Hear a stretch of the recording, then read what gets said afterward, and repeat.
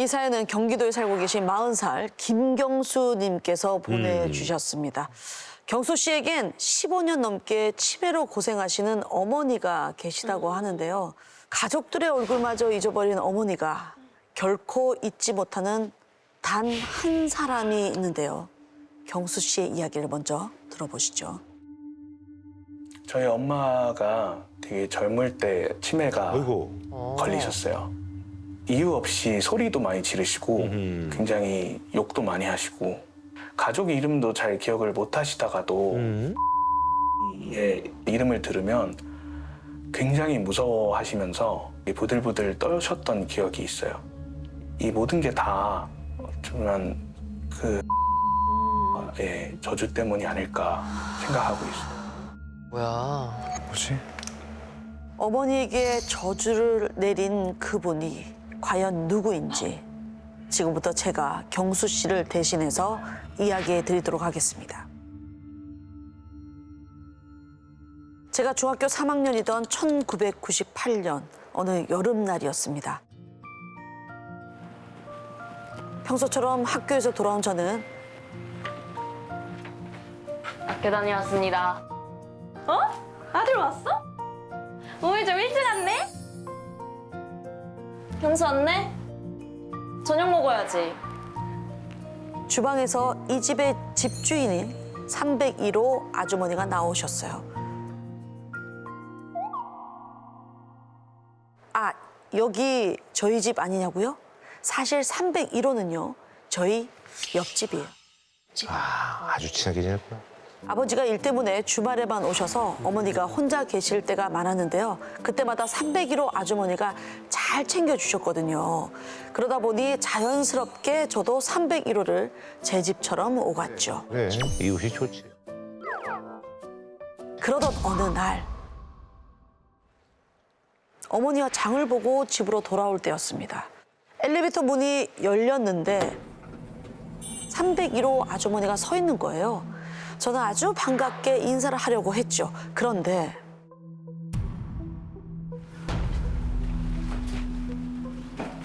아주머니 옆을 그냥 지나치는 거예요. 집에 들어와서는 저에게 이렇게 말씀하셨습니다. 너 이제 301호 아줌마 아는 척 하지 마. 그리고 그렇지. 오, 싸웠나 보네, 둘이.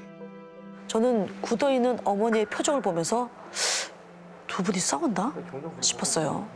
그런데 그날 밤 옆집 301호에서 갑자기 시끄러운 소리가 들리는 거예요.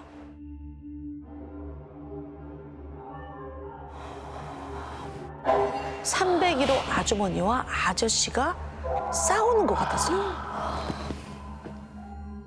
대판 싸움. 그리고 이 소리가 안 들리는 날에는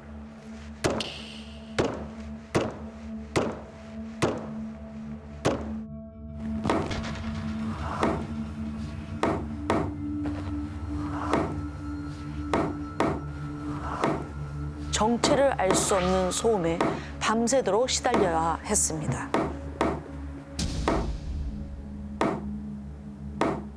뭔가 기묘한 리듬이 있는 소리였는데 너무 시끄러워서 잠을 설치는 날이 많아졌어요. 힘든 이웃이 됐네. 그러던 어느 날 어머니가 고모네를 가져서 저 혼자 집에 있던 날이었습니다. 그날따라 너무 더워서 아파트 복도 쪽 방충망만 닫아놓고 자고 있었어요. 그런데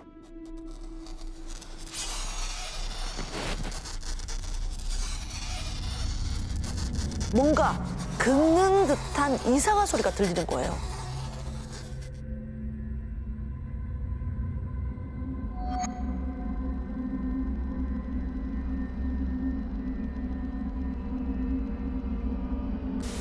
멀쩡하던 방충망이 찢어져 있고 저를 지켜보는 눈동자와 눈이 딱 마주쳤어요.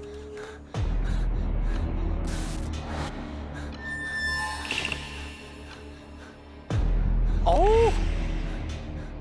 아주머니는 이상한 소리를 내면서 방충망 틈으로 뭔가를 쑤셔 넣기 시작했어요. 뭔데? 저는 이불을 뒤집어 썼어요. 아주머니가 집 안으로 들어올 것만 같았거든요.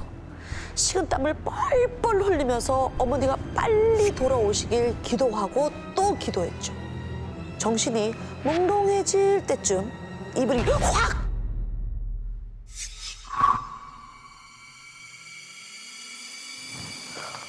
너 여기서 뭐 하고 있어? 밥 먹자. 어머니였습니다. 벌써 아침이 됐더라고요.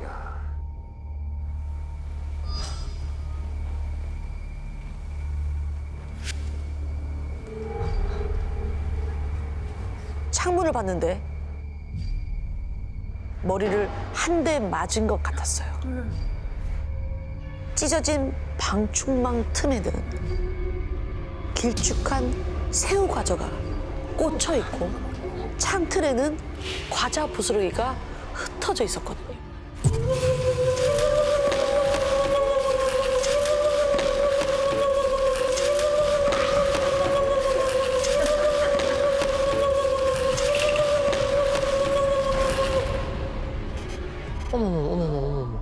뭐야 진짜. 내가 본 게 진짜였어. 그렇지만 전 그날 일을 어머니에게 말씀드리지 않았습니다. 대파 싸울까봐 또. 하지만 그때 몰랐죠. 더 무서운 일이 절 기다리고 있다는 걸. 며칠 뒤 학교를 마치고 집으로 가려고 아파트 복도를 쭉 걷는데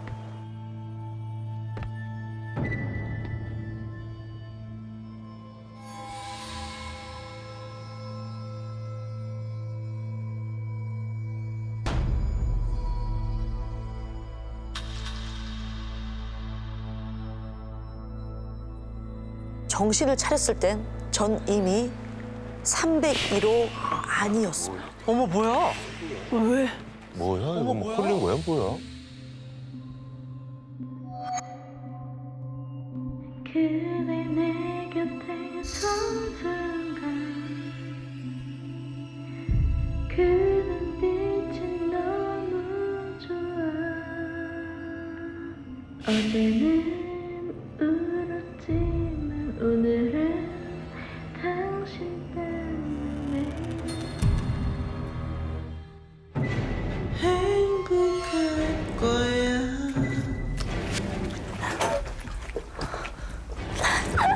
아주머니가 온몸에 시커먼 액체를 바르며 콧노래를 부르고 있는 거예요.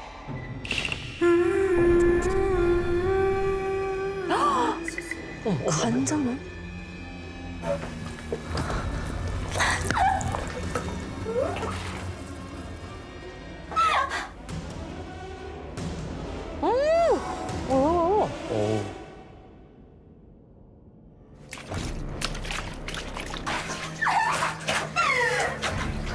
그런데 갑자기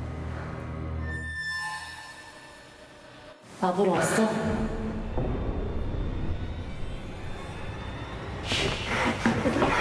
엉덩이를 끌며 다가오기 시작했어요. 오지 마세요. 오지 마세요.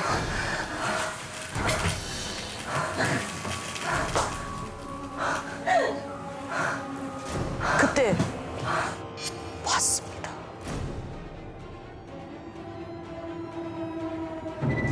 (301호의) 거실 벽에 한가득 박혀있는 수십 개의 모슬려. 그래서 끝난 거야? 저는 마구 비명을 지르면서 밖으로 뛰쳐나왔죠.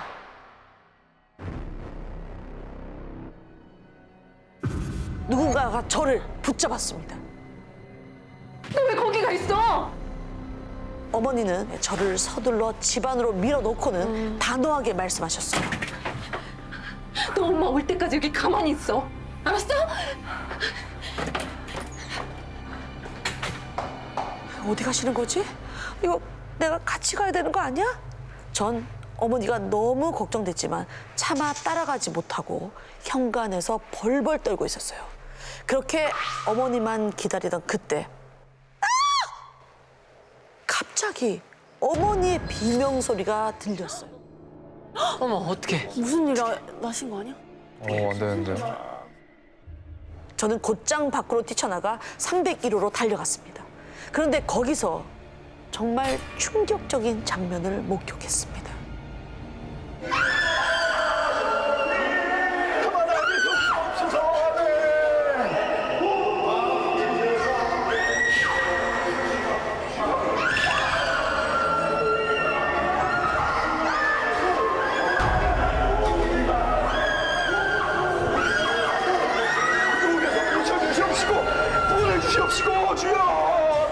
그런데 갑자기 몸부림치던 아주머니가 뚝 멈추더니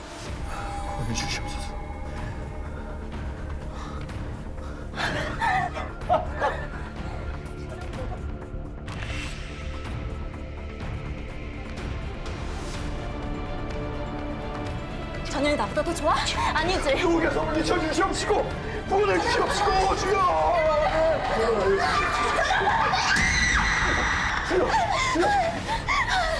전 어머니를 일으켜서 간신히 그곳을 빠져나올 수 있었어요. 도망치는 저와 어머니의 등 뒤로 아주머니의 발악하는 목소리가 들렸습니다. 그 일 이후로 아주머니는 결국 정신병원에 입원하실 거라고 들었어요. 그리고 아주머니를 데려가기 위해 병원에서 사람들이 나온 날 경주야, 이거 먹고 하자. 고마워요. 경선마. 301호 아주머니가 어머니를 부르는 겁니다. 어머머. 근데 옛날처럼 너무나 다정한 목소리로요. 잠깐 나와볼래? 어머니는 좀 마음이 흔들렸는지 망설이다가 결국 문을 열어줬습니다. 밖에는 아주머니가 검은 정장을 입고 말끔한 모습으로 서 있었어요. 언니. 아주머니는 온화한 얼굴로 귓가에 무언가를 속삭였어요. 아주머니가 얼굴을 뗐을 땐 어머니의 얼굴은 시체처럼 창백해져 있었습니다. 사실 어머니는 301호 아주머니가 조금 이상해졌다는 걸 전부터 알고 있었대요. 그 사실을 알려준 건 301호 아저씨였는데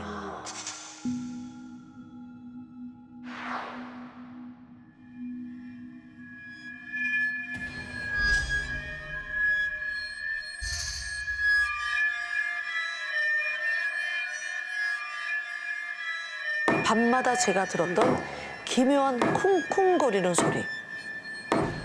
그건 바로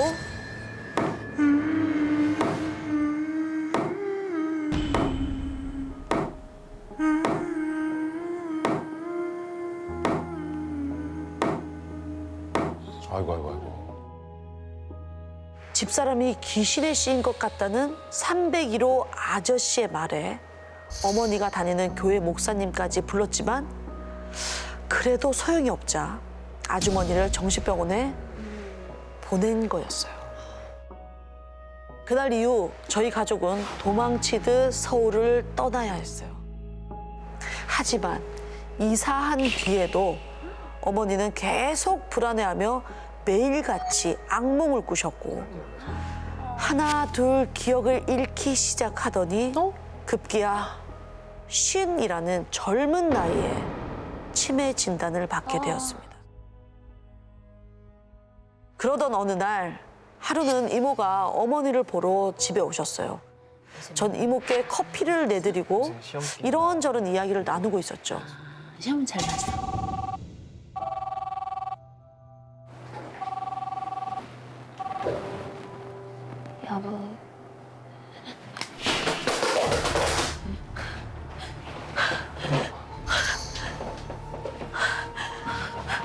엄마, 아 무슨 일이야? 괜찮으세요?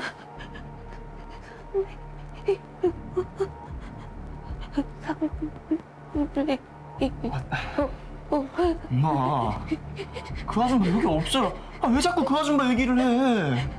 그때 손을 꼭 잡으시곤 경수야, 난 엄마 이해해.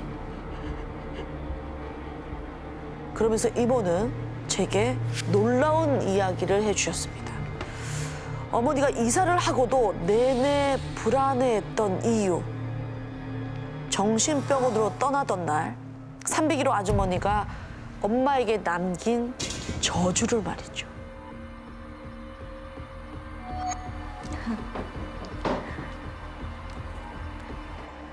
너 나 이렇게 보내면 끝날 것 같아? 아니. 넌 곧 네 새끼 얼굴도 못 알아보게 될 거야. 기다려.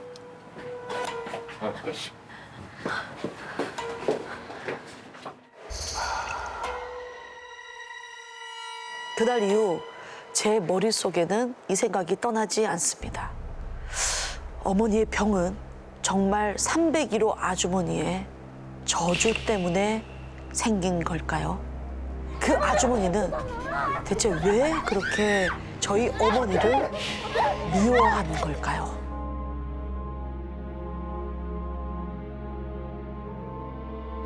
그대 내 곁에 선 순간 그 눈빛이 너무 좋아.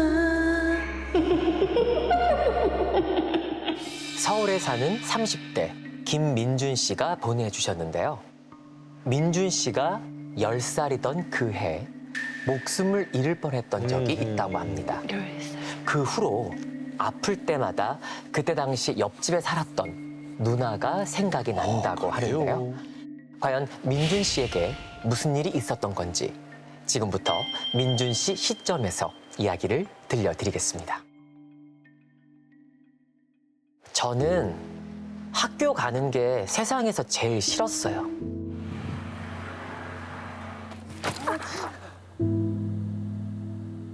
야, 뼈다귀! 야, 얘 이거 맞으면 뼈 부러지는 거 아니야? 그러니까. 같은 반 애들이 집 앞까지 쫓아와서는 실내화 가방을 던지면서 괴롭혔거든요. 유난히 작은 키에 마른 몸. 엄마 말로는 저는 아기 때부터 몸이 약했대요. 그럴 수 있어요. 뭐 그런 친구들 많았지. 그날도 실내화 가방에 얻어맞으며 눈물만 뚝뚝 흘리고 애들이 있었는데 짓궂죠. 갑자기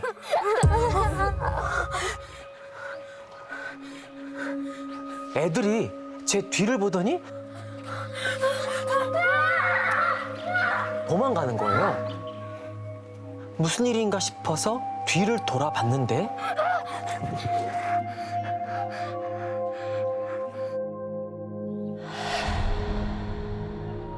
퉁퉁 부어있는 두 눈, 낯빛이 어두운 처음 보는 누나였어요.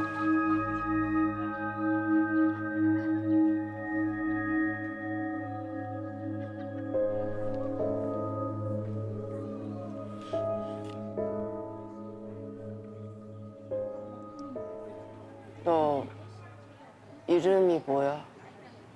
어때? 민준이야. 민준. 몇 살? 10살이야. 그 순간 저를 보는 누나의 눈빛이 뭔가 반짝이는 것 같았어요. 소름이 돋아서 꾸벅 인사하고는 도망치듯 얼른 집으로 향했죠. 근데 누나가 계속 따라오는 거예요.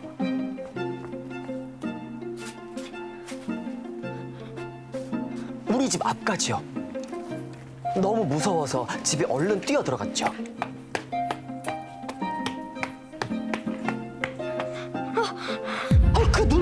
우리 집 앞에 우두커니 서 있는 거예요. 왜 그래? 미영 씨네? 어쩐 일이야? 짐 정리는 다 했고? 아, 안녕하세요. 인사도 제대로 못 드리고 죄송해요. 엄마랑 그 누나랑 사이좋게 인사를 나누더라고요. 민준아, 이쪽으로 와봐. 민준아, 옆집 누나야. 인사해. 안녕하세요. 반가워. 잘 지내보자. 엄마가 며칠 전 옆집에 이사 온 미영 누나라고 알려줬어요. 그런데 며칠 뒤 마주친 누나의 모습은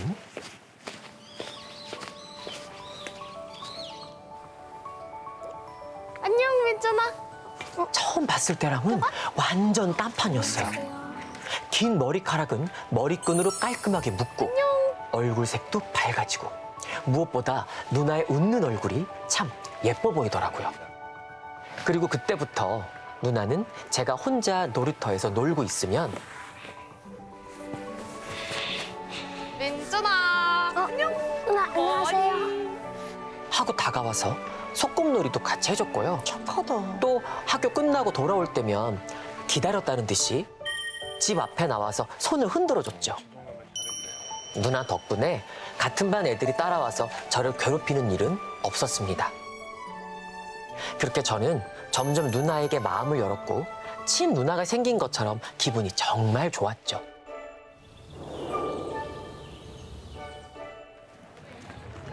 근데 언제부턴가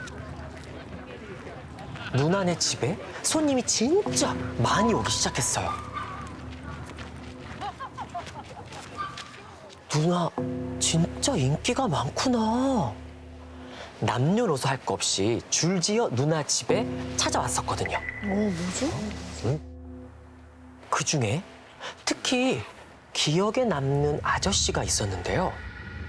항상 검고 긴 외투를 입고 있었는데 이상한 건 올 때마다 누나네 집을 사납게 노려보고 있다는 거예요.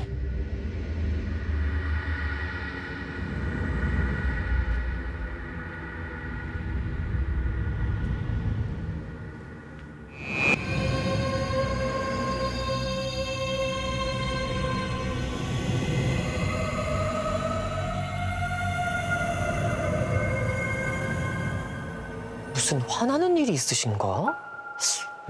나중에 누나한테 물어봐야 되겠다 생각했죠. 그러던 어느 날 집 앞에 항상 제 자전거를 세워두거든요.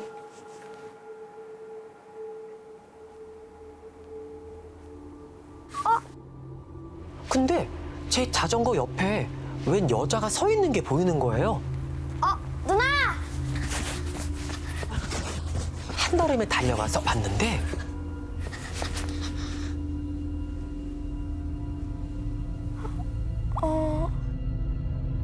누나가 아니었어요. 안녕하세요. 근데 이건 제 자전거인데요.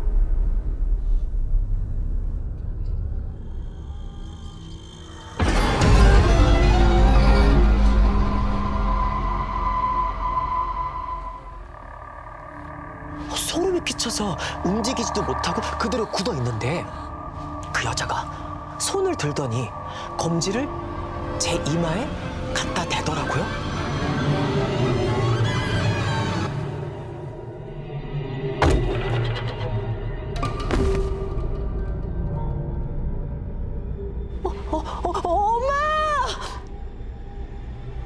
엄마 옷자락을 부여잡고 다시 나가봤는데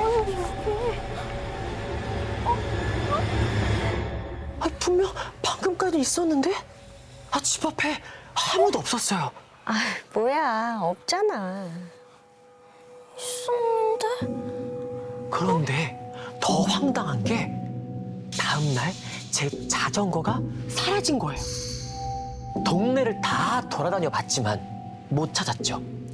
힘이 다 빠져서 집에 돌아왔는데 따르릉 자전거 소리가 나서 내다봤거든요. 저거 저거 내 자전거 아니야? 앞집 사는 용철이가 제 자전거를 타고 있는 거예요. 영문도 모른 채 그 모습을 쳐다보고 있었는데요. 바로 그때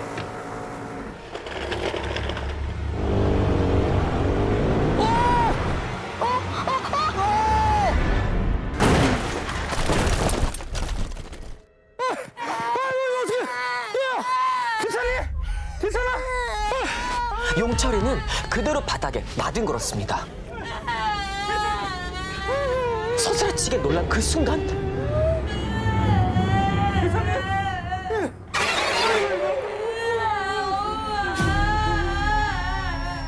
저는 봤어요. 어제 집 앞에서 봤던 그 여자가 넘어진 용철이 옆에서 기괴하게 웃고 있는 걸요.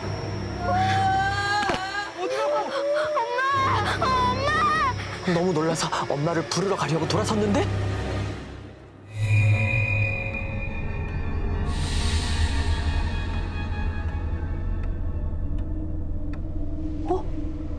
이 아저씨 누나네 집을 무섭게 노려본다던 그 아저씨였어요. 잘도 숨어 있었네. 너 이름이 뭐야? 저요? 왜요? 이름이 뭐라고?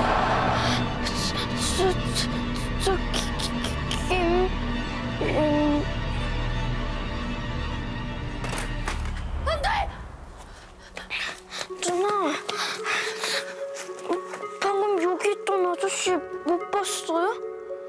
방금까지 있었는데?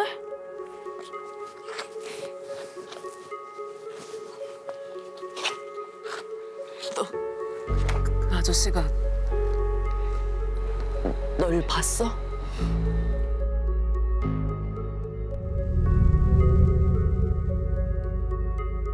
제가 고개를 끄덕이자 누나는 제 손을 잡더니 다급하게 누나네 집으로 잡아 끌었어요.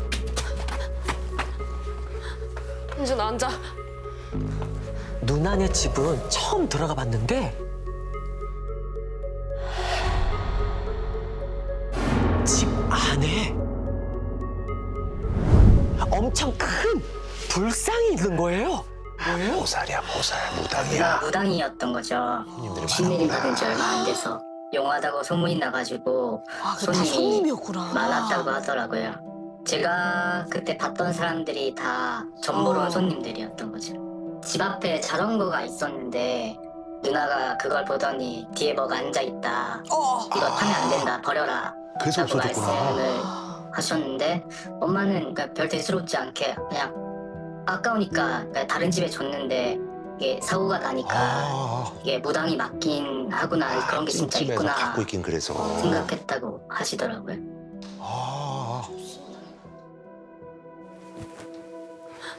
민준 앉아.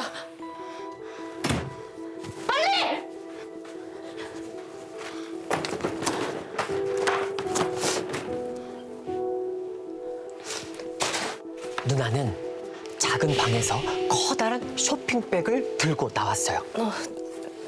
민준아, 누나가 소리 질러서 놀랬지. 미안해. 아, 이거 누나가 민준이 주려고 산 건데 쇼핑백에는 새 옷과 새 책가방이 들어있었어요. 이거 꼭 들고 다녀야 돼. 알았지? 그리고 아까 그 아저씨가 민준이 앞에 또 나타나면 누나한테 꼭 말해야 돼. 알았지?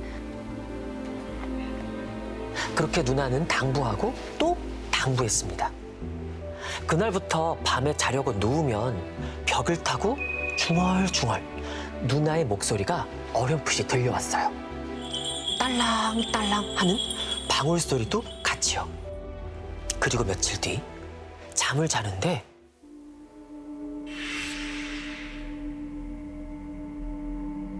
그때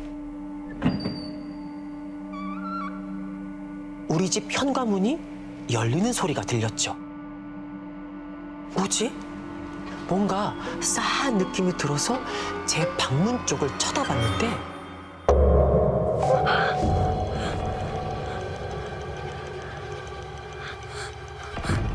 누구세요?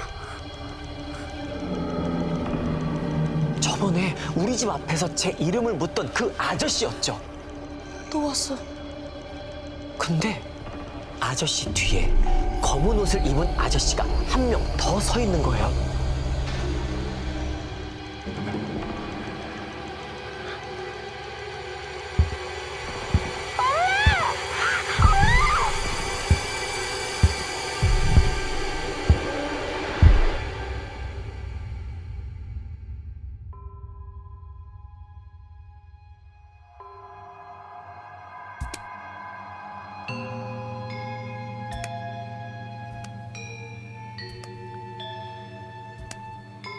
저는 꿈속에서 온통 하얀색인 길을 걷고 또 걸었어요.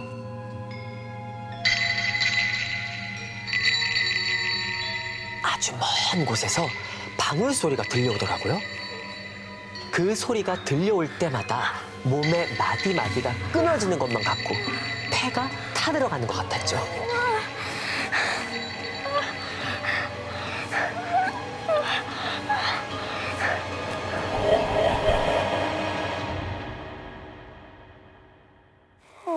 엄마? 그리고 다시 눈을 떴을 때 엄마 얘기를 듣고 저는 깜짝 놀랐어요. 제가 3일 동안 알아 누워 있었다는 거예요. 3일 동안이나.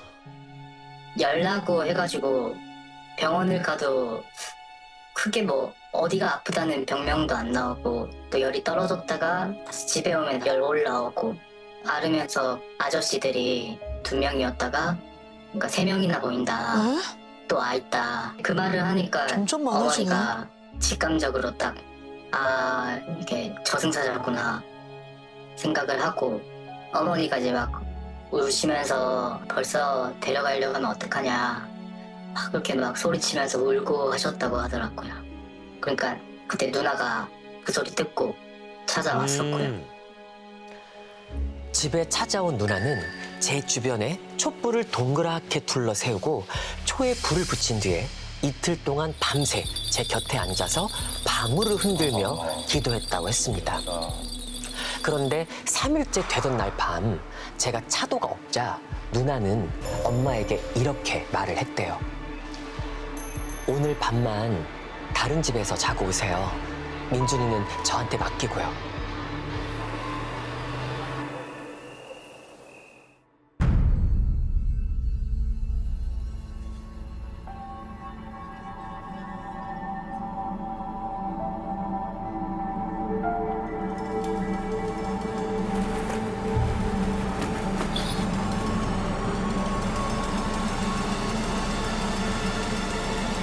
그리고 정말로 제가 정신을 차리고 기력을 회복했던 거였죠. 다음 날 엄마는 고마운 마음에 누나에게 줄 과일을 사 들고 왔는데요.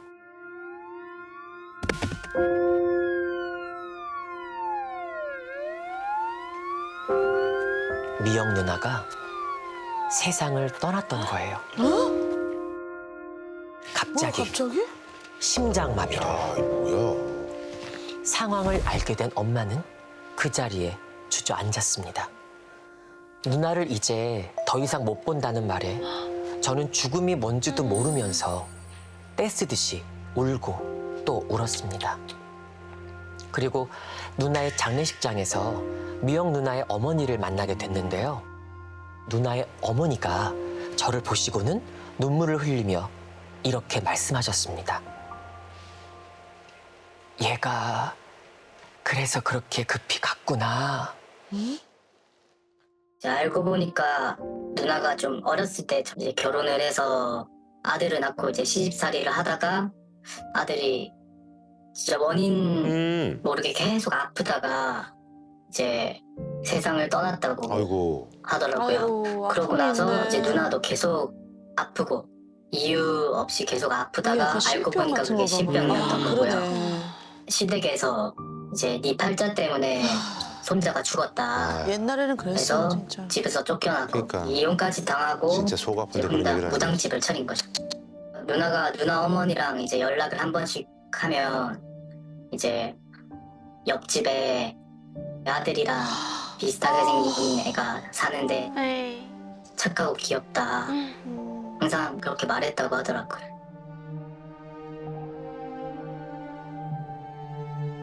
그런데요, 제가 기억하는 누나의 마지막 모습이 있어요. 생사를 오가면서 누나의 방울 소리를 듣고 정신을 차렸던 그때 검은 옷을 입은 아저씨 3명이 제 발밑까지 와 있는 걸 봤거든요.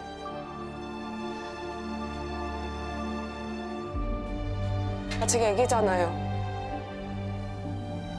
얘는 안 돼요. 얘는 아직 너무 어리잖아요. 얘는 안 돼요. 얘는 안 돼요. 봐봐요. 여기 손도 이렇게 작고 팔도 너무 작고 애기잖아요. 아직 안 된다고요. 얘는 안 된다고요. 제가 잘못했어요. 얘는 살려줘요. 얘는 살려주세요.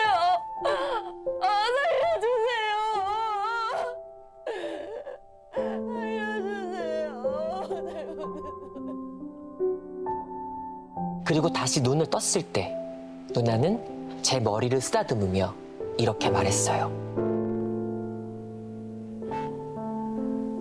괜찮을 거야, 민준아. 괜찮을 거야, 나. 너는 중학교도 가고 친구들도 많이 사귀고 엄마한테 효도도 하고 고마웠어, 민준아.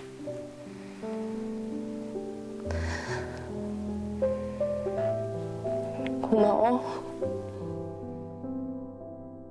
그게 누나가 저에게 건넸던 마지막 인사였습니다. 민준이란 이름은 실제로 어릴 적 제가 쓰던 이름인데요. 저승사자가 찾아와 이름을 물었으니 꼭 이름을 바꾸라던 누나의 마지막 당부대로 저는 이름을 바꾼 채 새 삶을 살아가고 있습니다. 누나가 하늘에서는 아들과 못다한 시간을 함께하며 행복하길 바랍니다. 2009년 9월 저희 가족은 갑작스럽게 이사를 하게 됐습니다. 아버지의 인사 발령 때문이었는데요.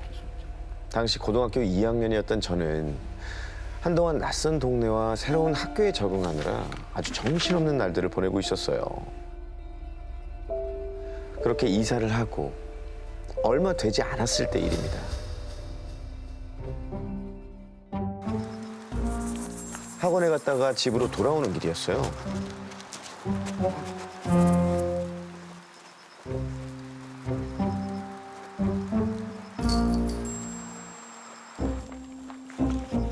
버려 가자. 저희 아파트는 이 주차장 옆쪽에 분리수거장이 있었거든요. 놀래라. 분리수거장 한쪽에 어떤 여자가 쪼그려 앉아 있는 거예요. 뭐지? 혼자 뭐 하나 싶어서 슬쩍 봤는데 이 사료랑 물이 담긴 그릇을 앞에 두고 있었습니다. 캔맘 같은. 길고양이 밥을 챙겨주는 것 같았죠. 그걸 보고 저분이구나 싶었어요. 분리수거장에 길고양이 밥을 챙겨주는 아줌마가 계신다는 이야기를 들었거든요. 고양이 밥 주고 계시군요. 안녕히 계세요. 지나려던 그때 나랑 같이 놀래? 나랑 놀자. 응? 우리 집에 가자. 딱 봐도 일반적이지 않은 모습이었고 티셔츠랑 슬리퍼를 신고 있었는데 나이는 40대 초중반으로 보였어요. 되게 며칠 안 씻은 사람처럼 되게 깨져져 있어요. 머리도 아감아서 헝클어져서 눈이 가려져가지고 입만 보였고요. 무섭기도 하고 이질감이 많이 들더라고요. 이질감, 진짜 정확한 표현이에요. 거기다가 이 진하게 풍겨오는 알 수 없는 악취까지. 좋은 일 하시는 분 같긴 한데 어쩐지 조금 껄끄럽더라고요. 전 아줌마를 피해서 얼른 공동 현관으로 들어갔습니다. 그리고 엘리베이터 앞에 섰는데 하필 점검 중이라는 거예요. 뭐야? 아, 오늘 진짜 무슨 날인가? 언제 올라가냐. 저희 집이 6층이었거든요. 전 투덜투덜거리면서 계단으로 향했습니다. 아, 언제 올라가? 아까 그 아줌마는?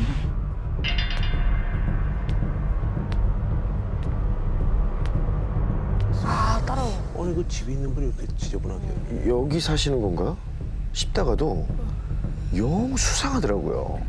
빨리 집에 들어가야 했다는 생각에 2칸, 3칸씩 빠르게 계단을 오르기 시작했습니다. 그런데 그분이 계속해서 제 뒤를 쫓아오는 거예요.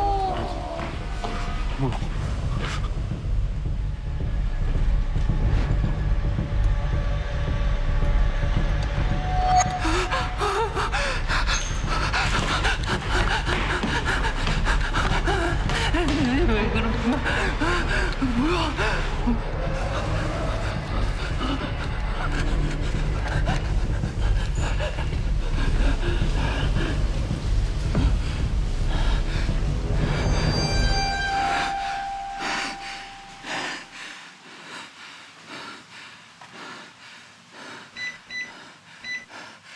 곧 도어락이 해제되는 소리가 났고 문고리를 급히 돌렸습니다. 그런데 나랑 놀자.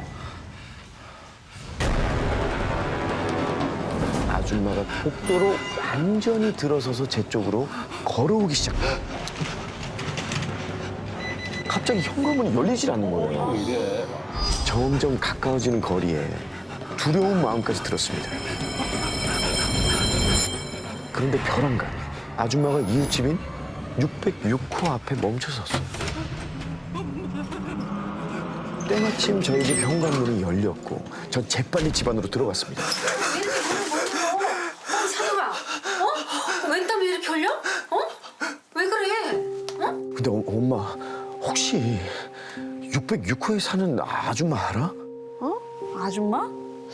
글쎄, 그러고 보니까 606호 사는 사람은 한 번도 본 적이 없긴 하네. 뭐지?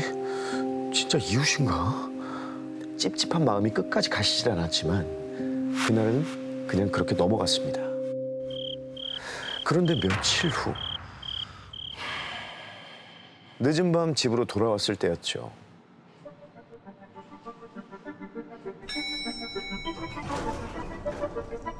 엘리베이터에서 복도를 걸어오는데 이게 뭐야?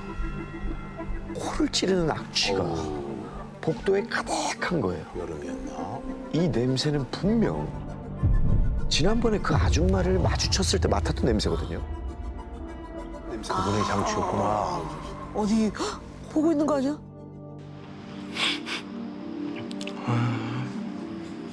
이게 무슨 냄새야?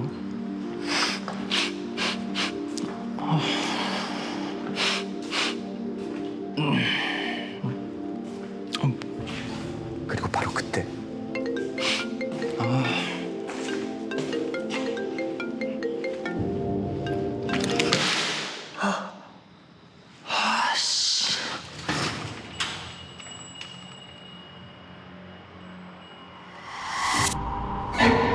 현관에 서 있는 아줌마가 보였습니다.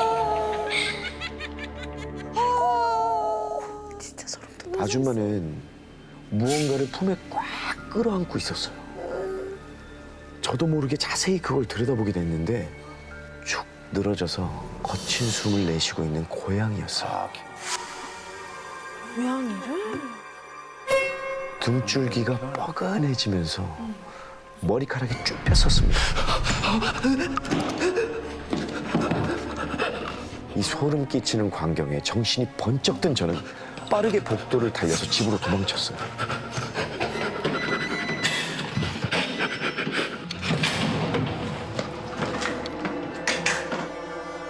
그리고 현관에 들어서자마자 부모님께 조금 전 상황을 횡설수설 설명했습니다. 냄새? 아까 저녁까지만 해도 안 그랬는데. 아, 당신 혹시 무슨 냄새인지 알아요? 냄새가 글쎄. 찬영이 너 공부하기 싫으니까 또 쓸데없는 장난치는 거 아니야? 하얗게 질린 얼굴로 절대 아니라며 울먹이는 저를 본 두 분은 그제야 심상치 않다 여기시곤 어떻게든 아줌마를 만나서 단판을 지어야겠다면서 사흘 밤낮으로 606호를 찾아가셨는데요. 끝까지 아줌마를 만나지 못했습니다. 저희 가족은 결국 아파트 관리소에 찾아가서 민원을 넣었습니다. 그런데 그 집에서 나는 악취 때문에 이미 여러 건의 민원이 들어왔다는 거예요. 이거 실체야 그럼. 실체가 있어. 그것만 맡은 게 아니구나. 그럼 어쨌든 뭐 관리소에서 나서겠다 싶어서 좀 더 기다려보기로 했죠. 그리고 그날 밤 전 엄마 심부름으로 편의점에 다녀오기 위해서 집을 나섰어요. 또 떡국이야? 우리 집 맨날 떡국만 먹나?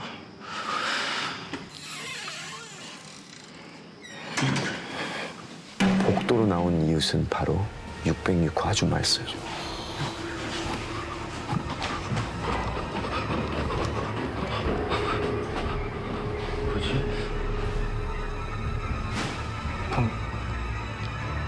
전 일단 가까운 계단 쪽 기둥 뒤로 몸을 숨겨서 아줌마를 지켜봤습니다.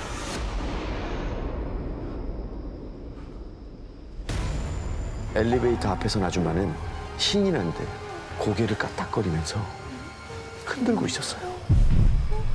그런데 자세히 보니까 쓰레기 봉투 밑으로 검붉은 액체가 고여 있는 거예요.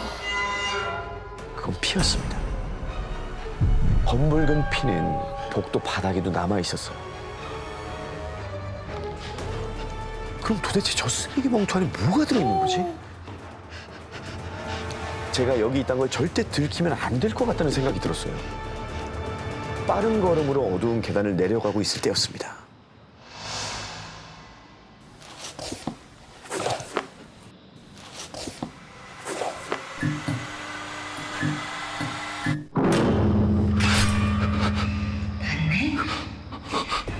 그 말과 함께 엄청난 속도로 계단을 뛰어내려왔습니다. 태어나서 처음 느껴보는 엄청난 공포였어요.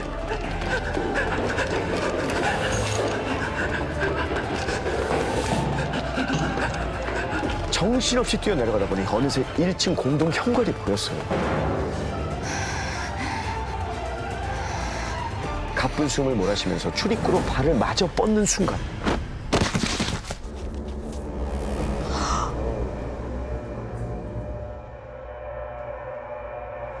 그런데 정말 거짓말처럼 절 쫓아오던 슬리퍼 소리도 아줌마의 목소리도 갑자기 뚝 사라졌어요.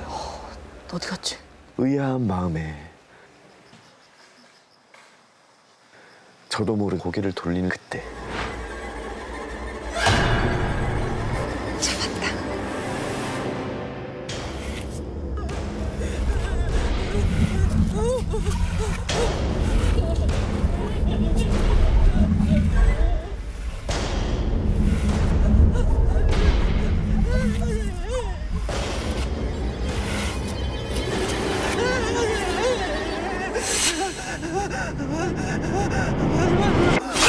이거 뭐야? 전 그 자리에서 정신을 잃고 말았습니다. 그리고 눈을 떠보니 왜 그래? 전 제 방 침대 위였고 엄마께서는 절 걱정스레 내려다보고 계셨어요. 왜 그래? 화들짝 놀라 허리 쪽을 이렇게 쓸어봤지만 몸엔 상처는 없이 멀쩡했습니다. 꿈이야 꿈. 엄마께 여쭤보니 공동 현관에 혼자 쓰러져 있는 저를 새벽에 발견하셨다는 거예요. 꿈이 아니야. 왜 그래? 그 아줌마 그 아줌마가 날 칼로 찌르려 했어. 아, 무슨 소리야?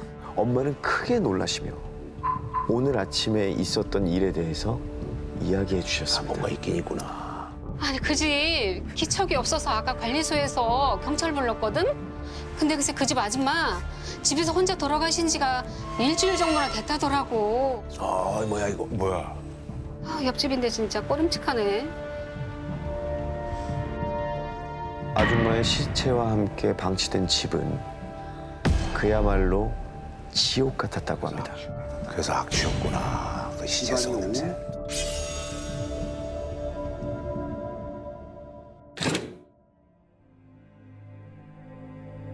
집안이 온통 쓰레기와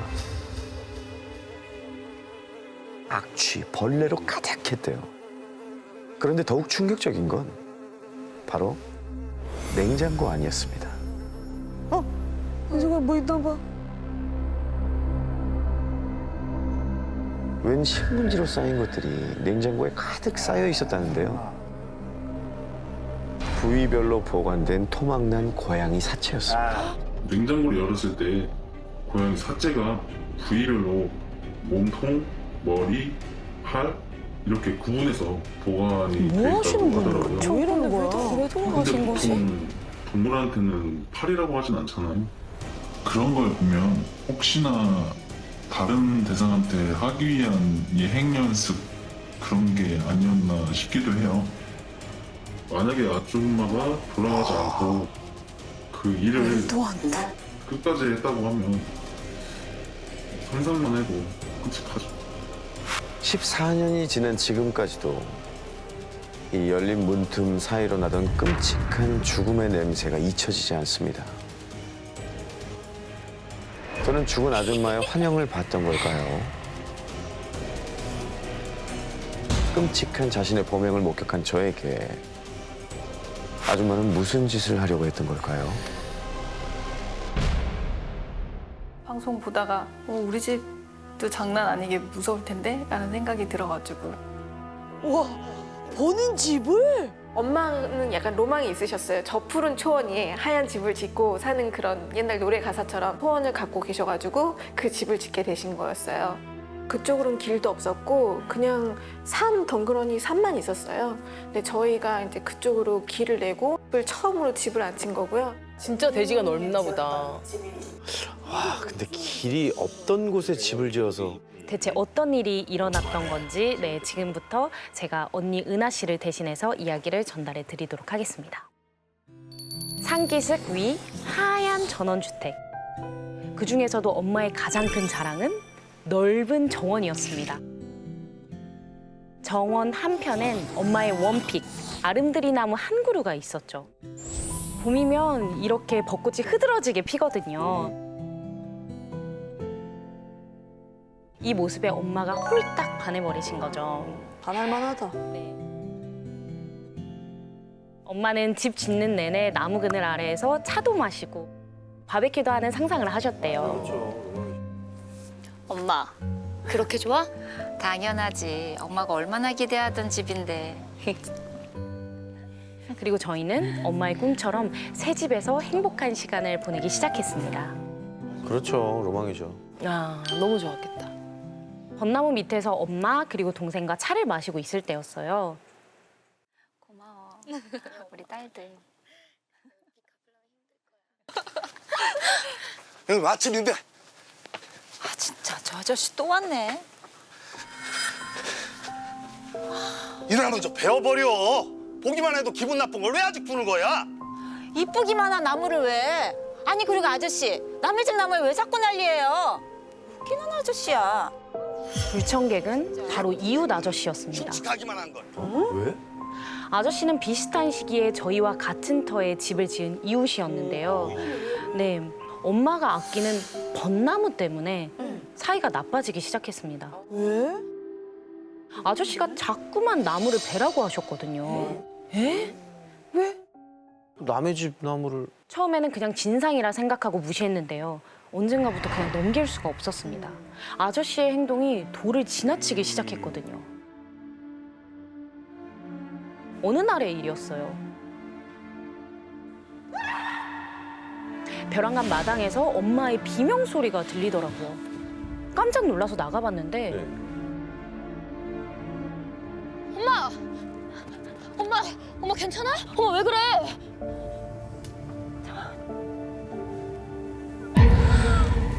이 나무 때문에 내가 잠을 못 자겠어. 아저씨가 톱을 들고 나타나신 거예요.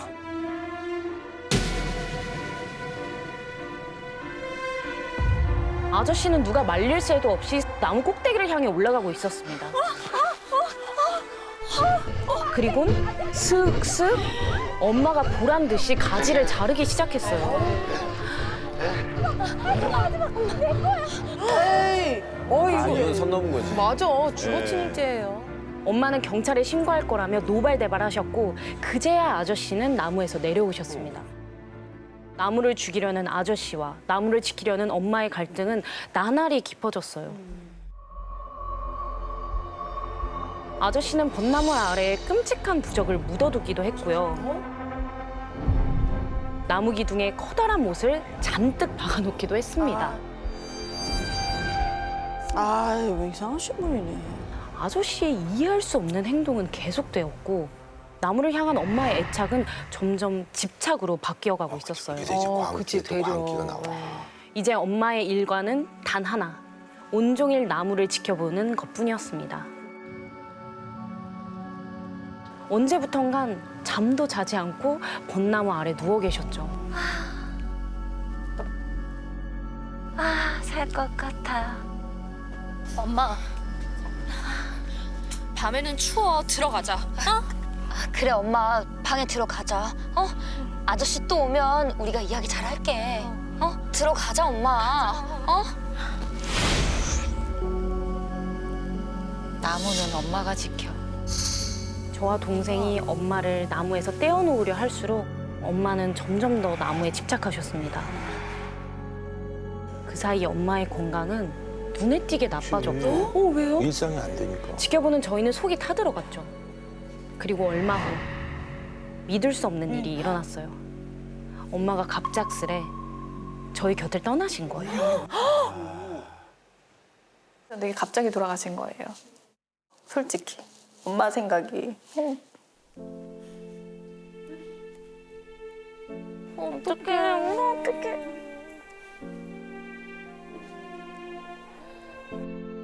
엄마가 있을 때가 되게 행복했구나. 시간이 지나도 잊혀지지 않는 아픔이라는 게 있다라는 거를 그때 이후로 저희는 지금도 경험하고 있는 것 같아요. 저희 가족 모두 너무나 받아들이기 힘든 시간을 보냈어요. 이 집에서 오래오래 행복하게 살자며 활짝 웃던 엄마의 얼굴이 자꾸만 떠올랐습니다. 우리 가족의 행복을 깬 건 다 이웃 아저씨 때문이라는 생각이 들었어요. 억울하고 화나는 마음에 아저씨 집을 막 찾아갔습니다. 언니, 저게 뭐야? 집 앞엔 소금이 소복히 담긴 바구니가, 담벼락엔 줄줄이 팥이 흩뿌려져 있었던 거죠. 잘 모르는 제가 봐도 온통 귀신 쫓는 물건들이었어요. 저기요? 아무도 안 계세요? 그런데 아무 인기척이 없더라고요. 저기요? 이거 약간 주술적인데. 다음 날에도 며칠 후에도 다시 찾아가 봤지만 아저씨는 그림자도 보이질 않았습니다. 그리고 얼마 후 저는 믿을 수 없는 소식을 들었어요. 저희 이 집 아저씨 얼마 전에 돌아가셨대요. 야, 이거 이상하다. 며칠 전 아저씨가 돌아가셨다는 겁니다. 아니, 엄마의 아저씨까지 두 분이 돌아가신 게 어쩌면 우연이 아니지 않을까? 막 무서운 생각도 들었습니다. 늦은 밤까지 혼자 방에서 뒤척이다가 동생이랑 이야기라도 해보려고 방을 나왔습니다.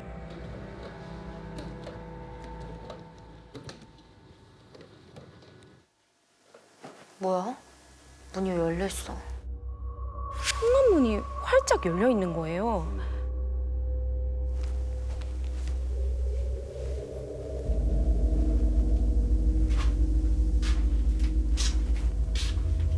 그리고 열린 문 너머 보이는 벚나무, 나뭇가지 사이로 뭔가가 펄럭이고 있더라고요.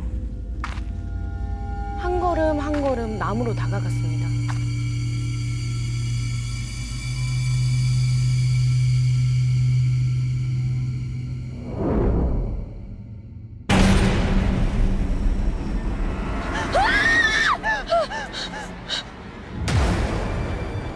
늘어진 다리, 푹 꺾인 고개.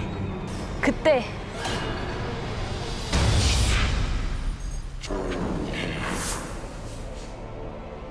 새까만 형체가 저를 향해 조용히 하라는 거예요. 뭐야?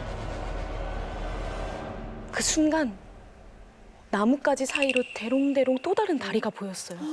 왜 그래? 새하얀 다리에 원피스 자락. 제 동생이 정신을 잃고 나뭇가지에 매달려 있었어요. 우와, 안 돼. 동생은 몸을 반으로 접은 채 사지를 축 늘어뜨리고 있었는데요. 은지야. 야, 은지야. 야, 이은지! 야, 은지야. 야, 이은지! 야! 제 외침에 다행히 동생은 금방 정신을 차렸습니다. 내가 왜 여기 있어?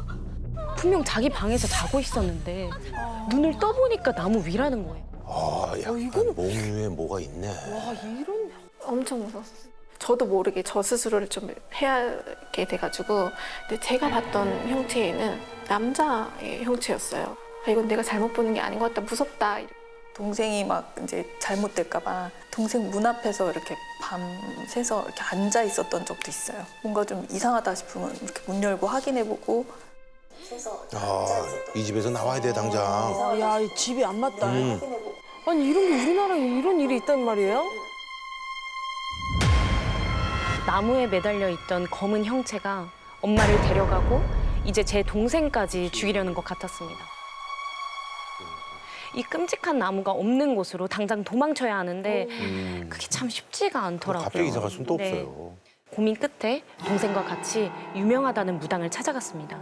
그런데 벚나무에 들어 앉아 있네. 아유, 무슨 이런 악기가 이런 나무를 집에 뒀어? 제가 입을 떼기도 전에 벚나무 이야기를 꺼내는 거예요. 베어버리면 안 돼요? 그거 그럼 죽여버릴까요? 그랬더니 죽이라고 시킨 사람도 그렇고 손을 댄 사람도 그렇고 다 죽을 수 있다고. 죽고 싶으면 한번 해보라고. 아저씨랑 엄마. 그 아저씨. 저희 종교 세계는 다 해봤어요. 그래서 신부님 오셔가지고 성수도 뿌려보고 소금도 뿌려보고 저희 할 수 있는 건 다 해봤어요. 저희의 갖은 노력이 효과가 있었는지 동생도 저도 더는 나무 귀신에 시달리지 않게 되었습니다. 정말 기쁘게도 엄마의 흔적이 가득한 이 집에서 계속 살 수 있었던 거죠. 네. 얼마 후 늦은 저녁, 야식을 사들고 집에 돌아오고 있었어요. 야, 은지야! 2층 테라스에 동생이 서 있더라고요. 치킨 먹게 1층으로 내려와.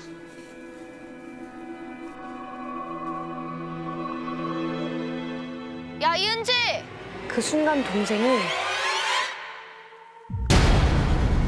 은지야! 상체를 난간 밖으로 축 늘어뜨리고선 아슬아슬하게 매달려 있었어요.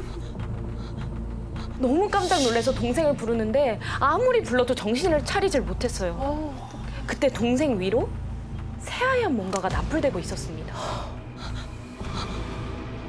천천히 올려다보는데 지붕 위에 하얀 소복을 입은 여자가 서 있는 거예요.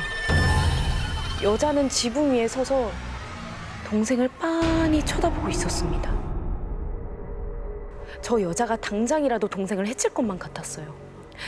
얼른 집으로 뛰어가려는 순간 동생은 조금씩 난간 아래로 구부러져 갔고